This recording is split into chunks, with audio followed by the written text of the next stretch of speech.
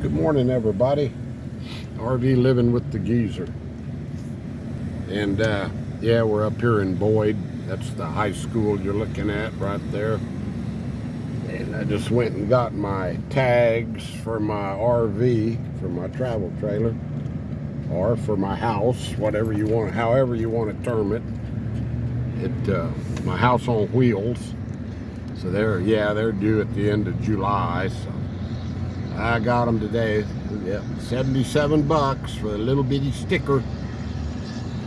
It's good for another year now. I don't move it that much. I will be moving it probably at the end of September or so. But yeah, we're just Blanca and I riding around. She's here with me. Say hi, Blanca. There she is. School's going now. So this is a school zone we're in here right here. They watch it close too. 20 miles an hour through here. I didn't see a policeman this morning, but they're usually out here. But yeah, I'd want to get back on my fire department stuff. We left off the last time. I told you all about how we got the volunteer fire department started in Leon Springs. So if you missed that one, you might want to go back. I started a playlist on them, so you can just go back and to catch them all on the playlist. But this will be the second episode.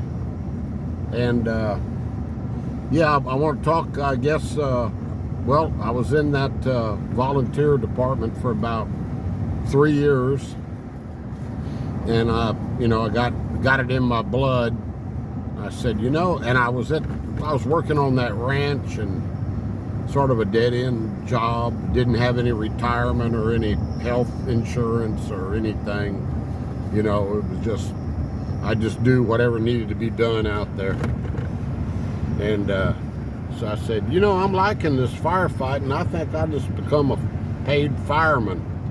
Well, in Texas, you got to have to be certified before you can get hired. And that consists of going through of about, I don't know what it is now. Back then, it was about 400 hours. The training we did in the volunteer department, somebody asked me in one of the comments, they said, what type of training did y'all get? And I said, we sort of hands-on. When we started that department, nobody had been a fireman before. So we just sort of they call it putting the wet stuff on the red stuff, putting the water on the fire, And we did all right, but it was sort of on OJT, on the job training. So anyway, getting back to to become a paid fireman, the larger cities in Texas have their own academies. So you can get hired, and they'll put you through the academy first, and you get your certification, and but you're getting paid while you're going through school.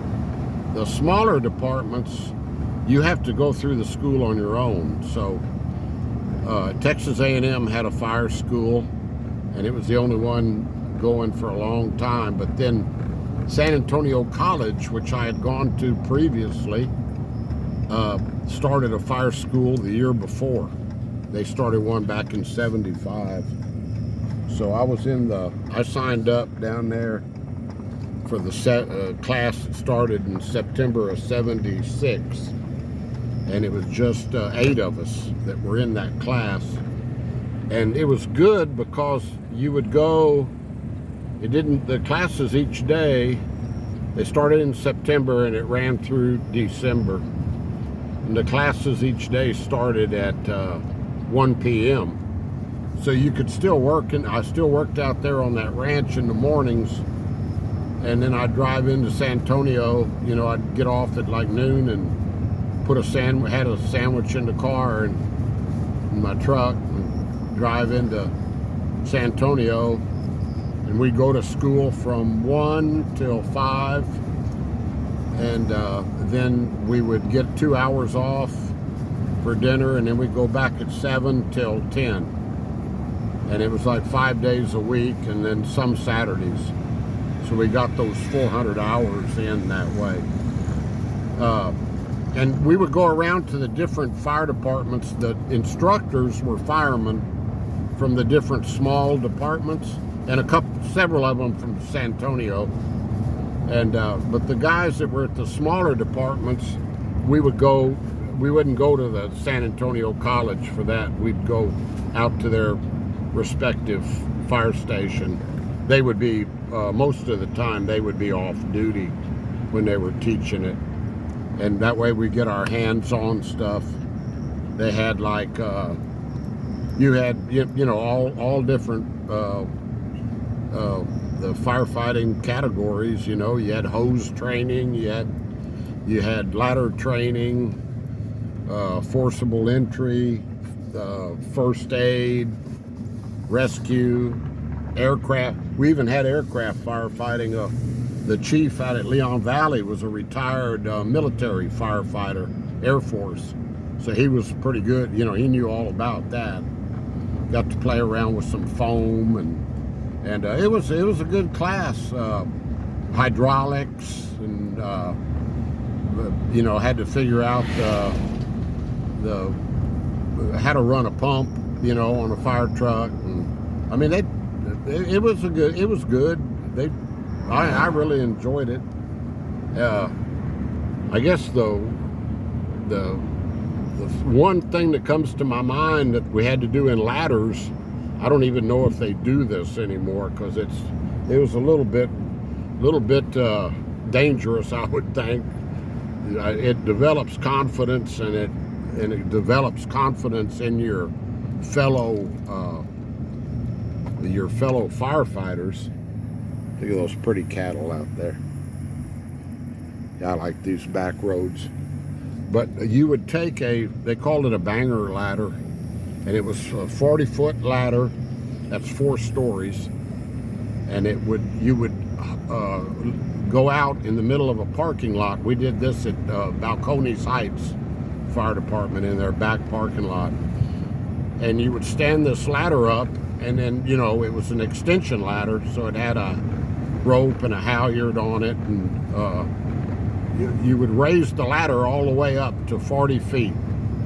And then 2 guys, this is a big old heavy ladder too, 2 guys would foot the ladder down at the bottom, and then you would have ropes on the top of the ladder, 4 ropes coming off of it, and one guy would be on each rope at the end, sort of like tethering it, if you can get a picture of this.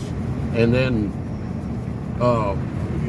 what everybody had to do was climb straight up.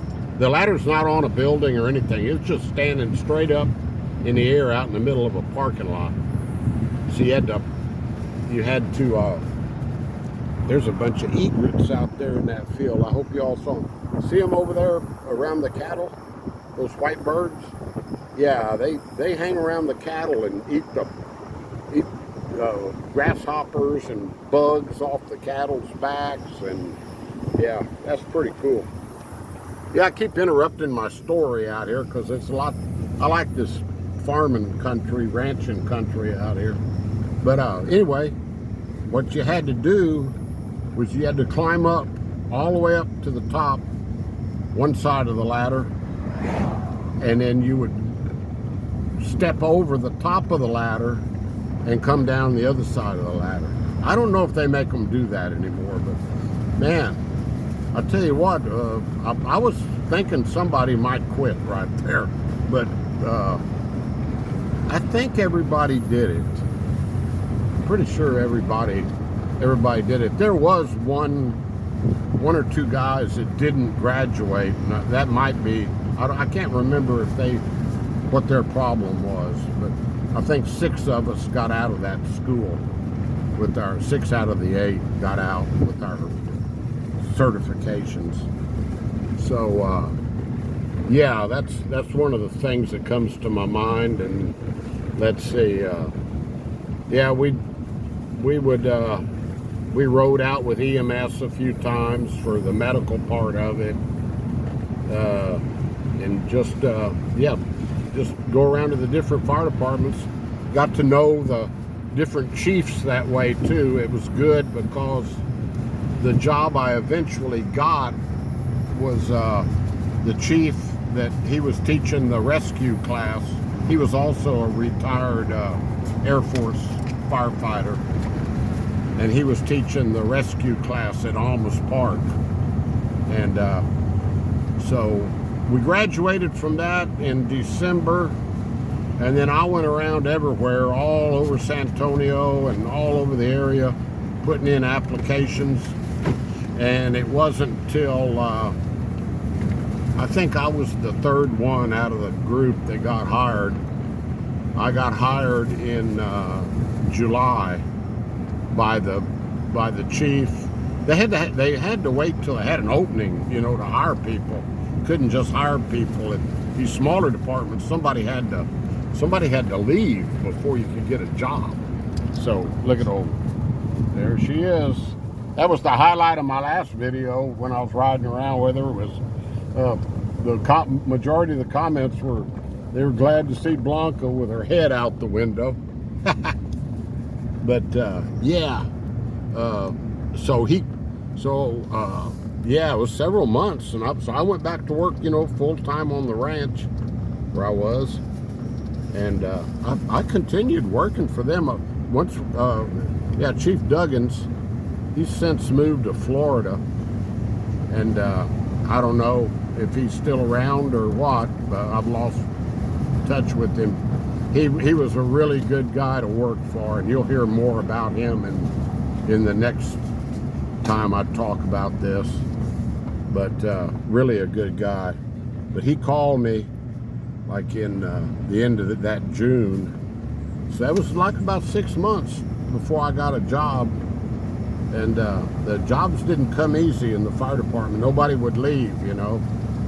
And he called me up and offered me a job there at Almas Park. And I guess this video's been running long enough, so we'll make that the next one.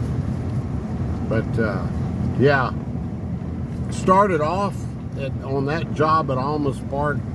It's you know, you work 24 on, 48 off, and so it's 10 shifts a month, which is 240 hours. And it started off back then at $600 a month. This was in 1977. So between that and my part-time job that I worked on my days off, now, I mean, I was rolling in the dough, and I was single, you know. I was saving money, and yeah, life was good.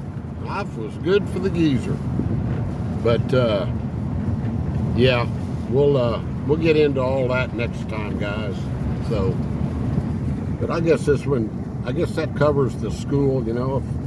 If y'all have any questions, just put them in the comments, and I'll be happy to answer them, or I'll talk about them on the next time we do this. Yeah, it seemed like I got a lot of good response from that first fire department thing. People, I got good views off of it, and people seemed interested. So I'll keep doing it. You know, it'll probably be about 4 parts, because I've gone through the volunteer and I've gone through the school, and I'll go through my first department and then my last department. So, all right, guys. Well, I'm just going to pull over here in the shade, and peace to y'all, and stay blessed, stay positive. There's my girl getting a little water, and one day at a time. Yeah, almost the middle of August. Time's flying by. So I'll get this uploaded today and put it out in the YouTube world. This will be the Geezer. Adios, my friends. Bye-bye.